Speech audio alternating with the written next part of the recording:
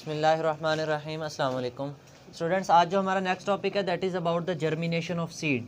इससे जो previous topic था जो आपके स्मार्ट सिलेबस में नहीं है उसमें था डेवलपमेंट ऑफ सीड, बीज कहाँ से बनता है। हमने सिर्फ एक बात की थी, हमने कहा था कि फर्टिलाइज्ड ओव्यूल जो है उसको हम क्या कहना शुरू कर देते हैं, सीड। ओव्यूल में एम्ब्रियो बनता है, ओव्यूल में, और एम्ब्रियो कहाँ से बनता है, जाइगोट से। हमने ये बातें पढ़ी थी, zygote is converted into embryo, whole ovule is converted into seed, ovary wall is converted into fruit. आज अगर प्रीवियस टॉपिक को आप खुद से एक दफ़ा रीड करो तो उसमें 2-3 बातें होंगी जो इस टॉपिक में यूज़ होंगी। कोटिलिडन्स का जिक्र होगा, ठीक है, या सीड लीव्स का जिक्र होगा। किसका जिक्र होगा? प्लोम्यूल और रेडिकल का जिक्र होगा, ठीक है। इसके अलावा हाइपोकोटाइल एंड एपिकोटाइल का जिक्र होगा। अब मैं थोड़ा सा आपको हाइपोकोटाइल और एपिकोटाइल के बारे में बता देता हूँ। बेटा हमारे पास एक एम्ब्रियो है। एम्ब्रियो क्या होता है? टाइनी प्लांटलेट है। क्या है? टाइनी प्लांट है या प्लांटलेट उसको कह लो। एक छोटा सा पौधा है, क्योंकि आपके पास वो कहाँ से बना है? जाइगोट से बना है। कहाँ से बना है? जाइगोट से। वो है क्या? छोटा सा टाइनी प्लांटलेट है, छोटा सा प्लांट है, ठीक है। लेट के मैं यहाँ पे बता देता हूँ कि ये आपके पास एक छोटा सा पौधा बना हुआ है, ठीक है, बीज के अंदर है। इस पौधे के साथ जो ऐसे समझो सीड लीव्स हैं। क्या हैं? सीड लीव्स हैं, ठीक है। ये उसकी पॉइंट ऑफ अटैचमेंट है, ये उसकी पॉइंट ऑफ अटैचमेंट है। यहाँ से ये जुड़ा हुआ है सीड्स के साथ, ठीक है, वो उसके जो सीड लीव्स हैं, कॉटिलिडन्स हैं, उनके साथ। अच्छा, अब कुछ पोर्शन, ये तो मैंने थोड़ा सा ऊपर नज़र आ रहा है ना आपको, वो बहुत छोटा होता है बेटा। वो वाला हिस्सा ये एम्ब्रियो है, ये असल में क्या था? जाइगोट से क्या बना था? टाइनी। और हमने पढ़ा था जाइगोट किस में कन्वर्ट होता है? एम्ब्रियो में, ठीक है। तो एम्ब्रियोनिक स्टेम, ये एम्ब्रियोनिक स्टेम है, ये एम्ब्रियोनिक एम्ब्रियो का स्टेम है। Above the point of attachment, ये जो हमारे पास कोटिलिडन्स अटैच होंगे उनसे ऊपर का जो होगा that is called epicotyl. That is called epicotyl. मतलब ये जो कोटिलिडन सीड लीव्स होंगे ना, कोटाइल का मतलब कोटिलिडन्स जहाँ पे जुड़े हुए होंगे ना एम्ब्रियो के साथ, उससे ऊपर का जो थोड़ा सा स्टेम का हिस्सा है उसको हम क्या नाम देंगे? और जो नीचे वाला हिस्सा, the embryonic stem below the point of attachment is called hypocotyl. Is called hypocotyl. बेटा ये दो टर्मिनोलॉजीज हमारे आज इस टॉपिक में यूज होंगी, ठीक है, एपिकोटाइल एंड हाइपोकोटाइल, ठीक है। अच्छा, अब हम कहते हैं सीड की जर्मिनेशन की बात कर रहे थे। बीज को उगने के लिए क्या हवा में रख दें, जेब में रख लें, जहाँ पे भी रख दें बीज उग जाता है? नहीं। For the germination of the seed, seed must reach, seed को पहुँचना पड़ता है, पहुँचना चाहिए एट अ सूटेबल प्लेस। कहाँ पे पहुँचना चाहिए? सूटेबल प्लेस, सूटेबल लोकेशन पे उसको पहुँचाना पड़ता है, ठीक है। तो इसका मतलब जब हम सूटेबल कंडीशन की बात करेंगे तो सूटेबल कंडीशन का मतलब सॉइल में डालोगे, टेम्परेचर भी मेंटेन हो, वाटर भी दो, और सनलाइट वगैरह जो भी चीज़ें चाहिए उसको, सारी चीज़ें हम उसको प्रोवाइड करेंगे। सारी चीज़ें जब प्रोवाइड करेंगे ना तो तब हम कहेंगे कि सीड को हमने क्या दे दिया? Suitable environment. किस लिए दे दिया? फॉर जर्मिनेशन, उगने के लिए दे दिया है। किसके लिए दे दिया है? बात समझ आई है? अब इसमें होता क्या है, आपके पास जो टाइनी प्लांटलेट है ये छोटा सा एम्ब्रियो है। सी बीज में क्या है? Embryo. Seed embryo converting into seedling, seed embryo converted into, कौन सा एम्ब्रियो? Seed embryo. जो सीड के अंदर एम्ब्रियो था वो किस में कन्वर्ट हो गया? सीडलिंग में। Seed embryo is converted into seedling is called germination of seed. Is called germination of seed. आपके पास बीज में जो छोटा सा एम्ब्रियो था वो सीडलिंग में कन्वर्ट हो जाए। सीडलिंग किसे कहते हैं? छोटे से पौधे में। ख़ास तौर पे आपने देखा होगा कि जब चावल लगाने हो तो पहले चावल उगाते हैं, उनकी वो पनीरी उगाते हैं, ठीक है, फिर वो पनीरी फिर अकेला अकेला जो है ना उसकी, वो सीडलिंग्स हैं। वो क्या हैं? गेंदे के फूल उगाते हैं तो वो एक क्यारी में उगा लेते हैं, फिर वहाँ से अकेला अकेला निकाल के गमलों में लगाते हैं। मर्चें हैं, बहुत से ऐसे हमारे पास प्लांट्स हैं जिनकी पहले सीडलिंग्स बनवाई जाती हैं और फिर उन इंडिविजुअल सीडलिंग्स को पॉट्स के अंदर लगाया जाता है। यहाँ तक बात समझ आई कि नहीं आई? अच्छा, अब हम कहते हैं कि हमारे पास if the seed embryo is converted into seedling, seed embryo is converted into, this is called germination of seed. अब सीड जर्मिनेशन के लिए हमारे पास डिफरेंट कंडीशंस हैं। सीड जर्मिनेशन के लिए हमारे पास डिफरेंट कंडीशंस हैं। अच्छा बेटे, seed embryo is converted into seedling. अब आपने देखा है सम टाइम ना जो किसान होते हैं ना, अगर उन्होंने मकई काश्त करनी हो ना, अगर उन्होंने सुबह को मकई काश्त करनी है तो रात को ना भिगो देते हैं उसको क्या करते हैं, भिगो देते हैं। अच्छा, घर में चने पकाने हो तो अम्मा जी क्या करती हैं, वो भिगो देती हैं उन्हें। अब भिगोने से क्या होता है, कुछ हमारे पास सीड होते हैं जिनके ऊपर जो सीड कोट है ना, जिनके ऊपर जो सीड कोट है वो बड़ा हार्ड होता है, सख्त होता है, पहली बात। दूसरी बात, आपके पास सीड में फूड स्टोर है बेटा। क्या स्टोर है? फूड स्टोर है। क्या स्टोर है? फूड। अब दो काम करने हैं आपने। एक तो जो फूड सीड के अंदर है उसको हाइड्रोलाइज कराना है। क्या कराना है? हाइड्रोलाइज कराना है। हाइड्रोलाइज होगी तो वो फिर यूजेबल फॉर्म में आएगी। किस फॉर्म में आएगी? यूजेबल फॉर्म में। यूजेबल फॉर्म का मतलब वो काबिल इस्तेमाल हो जाएगी। उसको कौन इस्तेमाल करेगा? Growing embryo. सीड इस्तेमाल, बीज नहीं। अब बीज में जो एम्ब्रियो है उसने बड़ा होना है, उसने वो सीडलिंग में कन्वर्ट होने के लिए जो उसके साथ बीज में हमने फूड स्टोर की हुई है वो उसको इस्तेमाल करेगा। तो वो वाटर चाहिए। क्या चाहिए उसके लिए? हाइड्रोलिसिस के लिए वाटर चाहिए। और दूसरा, जब उस अंदर से एम्ब्रियो ने बाहर निकलना है बीज में से, तो उसका जो सीड कोट है, उसका जो सीड कोट है वो भी क्या होना चाहिए? रप्चर होना चाहिए। वो भी क्या होना चाहिए?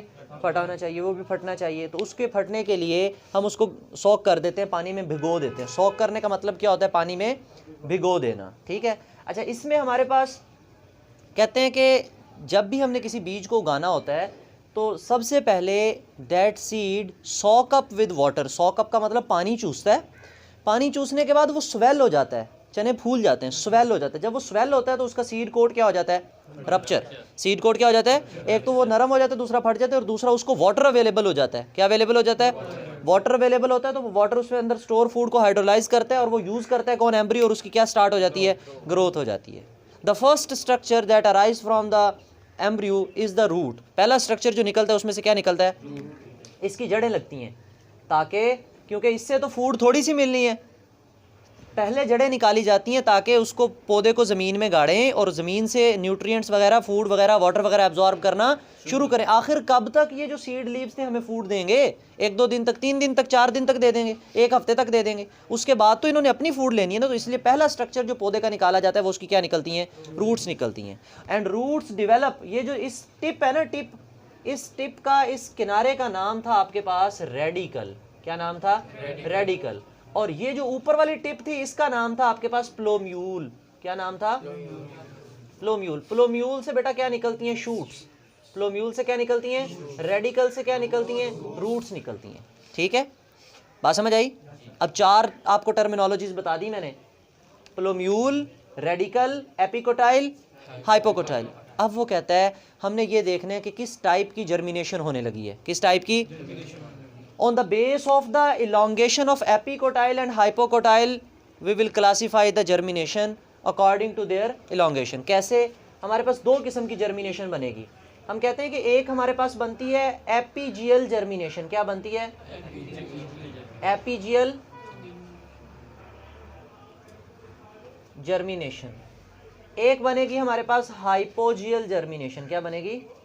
Hypogeal germination. अच्छा, अब आपने गौर से बात समझनी है। बच्चे पता क्या समझते हैं? वो शायद समझते हैं ये एपीजियल जर्मिनेशन है तो एपिकोटाइल को बड़ा कर दो, ये हाइपोजियल जर्मिनेशन है तो हाइपोकोटाइल को बड़ा कर दो। ये बात गलत है।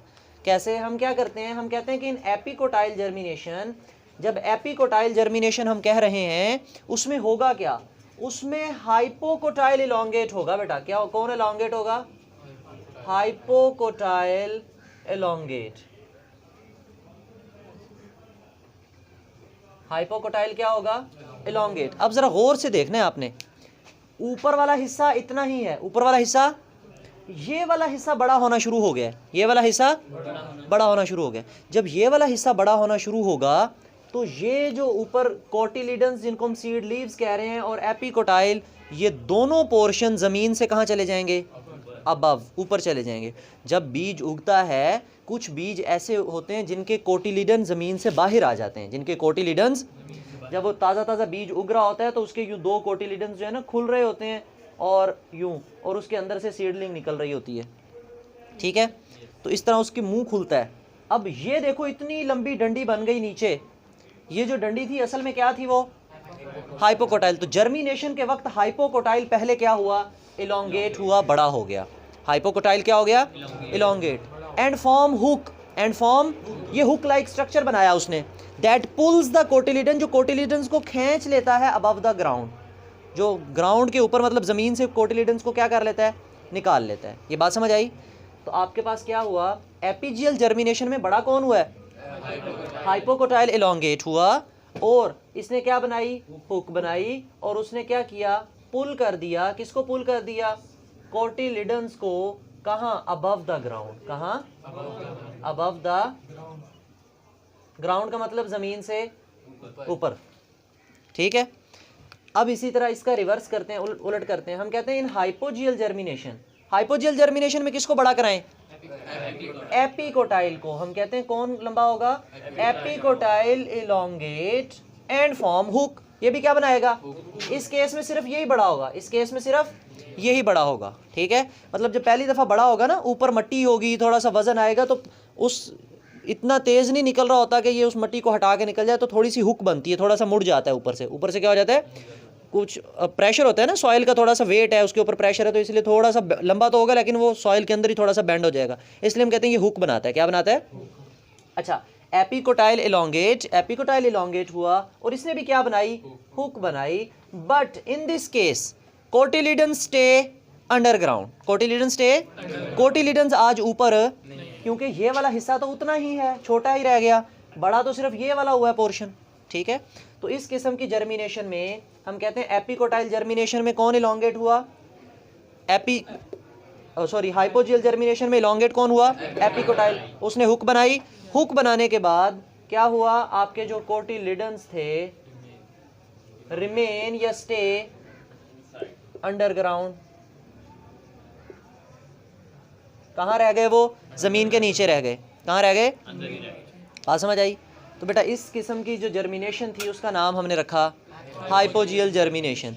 वो कहते हैं ख़ास तौर पे जो डाइकोटिलिडन्स होते हैं ना, डाइकोट्स होते हैं, क्या होते हैं, डाइकोट्स, उनमें एपीजियल जर्मिनेशन होती है। जैसे मटर वगैरह है आपके पास, इसी तरह सरसों वगैरह, चने वगैरह, ये सारे लोबिया, ठीक है। और इसके पास आपके पास जो हाइपोजियल जर्मिनेशन है स्पेशली ज़्यादा मोनोकोट्स में होती है, जिस तरह मकई वगैरह है, ठीक है, जिनमें कोटिलिडन ही सिर्फ एक हो, जिनमें कोटिलिडन ही एक हो। जिनमें दो कोटिलिडन हो गए वो थोड़े से बाहर आते हैं, लेकिन जिनमें एक ही कोटिलिडन होगा वो हाइपोजियल। तो हम एग्जांपल्स आपकी बुक ने दी हैं डिफरेंट प्लांट्स की, तो वो भी हम देख लेते हैं, ठीक है।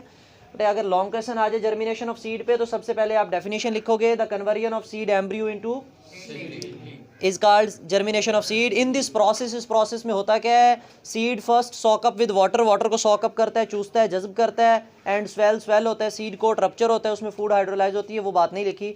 फूड हाइड्रोलाइज होने के बाद कहानी शुरू हो जाती है, या तो एपिकोटाइल हाइपोकोटाइल इलोंगेट होगा या एपिकोटाइल। अगर हाइपोकोटाइल इलोंगेट हो रहा है तो जर्मिनेशन का नाम क्या रखेंगे, एपीजियल जर्मिनेशन, और अगर एपिकोटाइल इलोंगेट हो रहा है तो जर्मिनेशन का नाम हाइपोजियल जर्मिनेशन। और दोनों में आपने कहानी देख ली, किस में कोटिलिडन बाहर आ जाएंगे, किस में कोटिलिडन ज़मीन के नीचे रहेंगे। एक दफ़ा रीडिंग कर लेते हैं, पेज नंबर है 83 हमारे पास। Germination of the seed, for the germination of seed the seed must arrive, उसको पहुंचना चाहिए at a suitable location and be there at the time favourable for the germination of, germination and growth दोनों के लिए time भी favourable हो। ये ना हो कि आपने बहुत अच्छी ज़मीन बना ली, उसको न्यूट्रिएंट से भरपूर कर दिया, हर चीज़ देनी शुरू कर दी, लेकिन सर्दियों की फसल आप गर्मियों में उगाने की कोशिश कर रहे हो, ठीक है। Seed germination is a process by which a seed embryo develops into seedling. During the germination embryo जो है वो soak up water which causes it to swell, splitting the seed coat. Root is the first structure that emerge from the radicle present in the seed. It grows rapidly and absorb water and nutrients from the in the next phase. पहले phase में तो ये बनी roots, अगले phase में ये कहानी, क्योंकि मैंने बताया root is the first structure, पहला स्ट्रक्चर कौन है, रूट, उसके बाद आगे कहानी चलेगी. In next phase plumule develop into tiny shoot which elongate and comes out of the soil. On the basis of elongation of hypocotyle and epicotyle there are two types of the germination. सबसे पहले कौन सी germination है, इन epigeal germination लंबा कौन हो रहा है, hypocotyl elongate and form hook pulling the cotyledons above the ground. Beans, cotton, ये जितने भी चीज़ें हैं, papaya are the examples of seed germinate in this way. In hypogeal germination, the epicotyle elongate and form hook. In this type of germination, the cotyledon stay underground. Pea है, maize है, and coconut germinate in this way. ये side box देखो, कहता है कुछ seed ऐसे होते हैं, घर में गंदम पड़ी है, प्याज पड़े हैं, वो उगते नहीं हैं, वो एक पीरियड तक डॉर्मेंट रहते हैं, एक पीरियड तक. मिसाल के तौर पे अब कभी ऐसा होता है कि फसल काटते हैं तो जो जड़ी बूटियों के बीज होते हैं ना वो गिर जाते हैं ज़मीन में, ठीक है.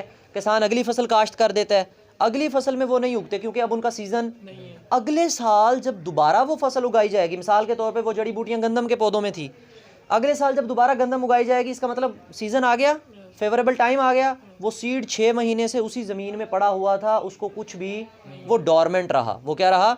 डॉर्मेंट. ना वो गला सड़ा और ना ही उसके ऊपर किसी किस्म की कोई चेंजेस हुई, ठीक है. जैसे फेवरेबल कंडीशन आई, सीड साहब जर्मिनेट कर गए.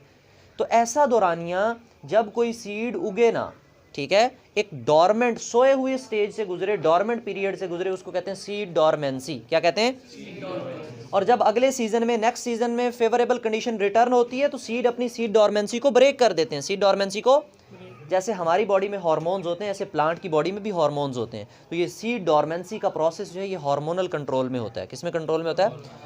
तो कहता है most seed grow through a period during which there is no growth. This period is called dormancy of the seed. Short question पूछा जाता है. Dormant seeds are ripe seed. पके हुए बीज तो हैं लेकिन उगते कब उगेंगे? अगले सीजन में. जब क्या आएंगी? मौसम आएगा, जब फेवरेबल कंडीशन आएगी. तो dormant seed are ripe seed but do not germinate under favourable condition. These seeds break the seed dormancy and begin to germinate. उगना शुरू हो जाते हैं, ठीक है. तो जो पीरियड जिस दौरानिये में वो नहीं उग रहे, इसका मतलब वो डॉर्मेंट है, तो इस स्टेज को हम कहते हैं सीड डॉर्मेंसी. बट इस होल टॉपिक में कोई क्वेश्चन हो तो आप कमेंट सेक्शन में पूछ सकते हो. Thank you. अल्लाह हाफिज़.